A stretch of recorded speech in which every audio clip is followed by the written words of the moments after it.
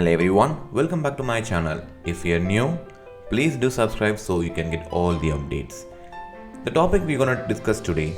In the previous video, we discussed about what is parallel stream and what is sequential and which is much better when it comes to performance.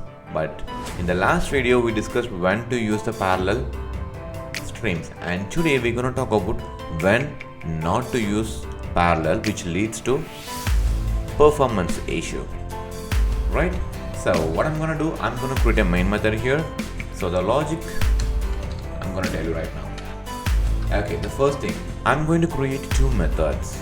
Okay, so those two methods gonna perform some operation, okay, some calculation operation. Okay, and I'm gonna perform one method using sequential way and another one using parallel stream. Let's see which one is gonna work much better, right? So let me write a method here, static, and I can give it as a void, right? So void, so sequential calculation.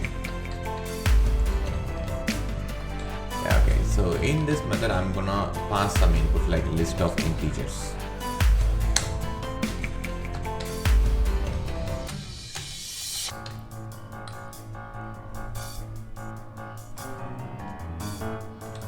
So basically what I'm trying to do is I'm going to pass a list of integers and I want to get all the sum of the elements. For example, if your list have 10 elements, so I want to sum all the 10 elements and I want you to give the output. Okay, so and here I'm gonna use a binary operator here. Binary operator is it's a functional interface. Okay, so let's see how it is going to work.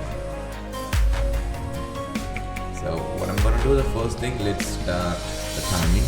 So long. So this is going to be starting time. I'm gonna get the starting time using system.current milliseconds, and we all know that's what we always do. And I'm gonna copy paste. The same thing, and this time is going to be end. Right. So here let's perform. Okay. So what I'm trying to do, I want to get the sum, which means the total. So I'm gonna use a binary stream here, binary operator. So int total is equal to, so we have a list, right? So list, I'm going to open the stream and then I'm going to use a method called reduce. So reduce, which takes an initial value and a binary operator. If you're not aware of binary operator, just let me know in the comments so I can create one more video which will explain what is a binary operator and how we can use a binary operator, right? So I'm gonna use a reduce method. So the starting value is going to be a 0 and the operation which I'm going to perform, so it's a binary operator, right? So it will get two input data. So x comma y is my input data, and then operation I'm trying to perform x plus y. So every time the reduce method will pass one element to my binary operator. So the first time 1 will come and second time 2, and every time the sum will be added into the initial value, right? And then that's all. So now I have a method which will give me the sum of the information. Let me provide the sum here. So sum of numbers, right? So here I'm gonna print the total. Okay, and then finally I'm gonna provide the statement, the duration, sequential duration. I'm gonna perform the same thing for parallel as well. So this is going to be n minus start, right? Got it. So the next thing, I'm going to copy paste the same method. If you're not able to understand what I have written so far, which means you are not aware of binary operator, okay, let me know so I can create one more video. And here it's going to be parallel calculation. So parallel calculation, but only thing is here in the previous method I'm using list.stream, which is sequential stream. By default the sequential, okay, but here what I'm going to do, I'm going to pass the parallel stream. That's the only difference, and everything remains the same. In sum of numbers in sequential way, and here in parallel. Save it. So now what do we need to do? Just call the method. But what do we need in the first place? So I need to have a list of integers. So let's create some big numbers which contains thousands of elements. Okay, so I cannot create array list like list of integer is equal to new integer, new array list 1, 2, 3. That is not gonna work out. So I'm going to use the int stream. Okay, so basically I'm going to create a list of integers here using int stream. So list is equal. So I'm gonna use the int stream method. We all know that int stream has a method called range closed. So I'm gonna provide starting value is 1 and end value is going to be like some big values. I'm gonna provide 10,000. But I want to return back as a list, right? But int stream.range close, which contains a stream of a primitive data. So I want to convert into a wrapper data, which means the wrapper integer. So I need to use the method called box, which will convert your binary, your primitive primitive data to wrapper data, which means int to integer. And then I have to collect the data back as a list. So now I have the data ready. So all I need to do is just call the methods. So I'm going to call the first method sequential calculation, and I'm going to pass the list as an input.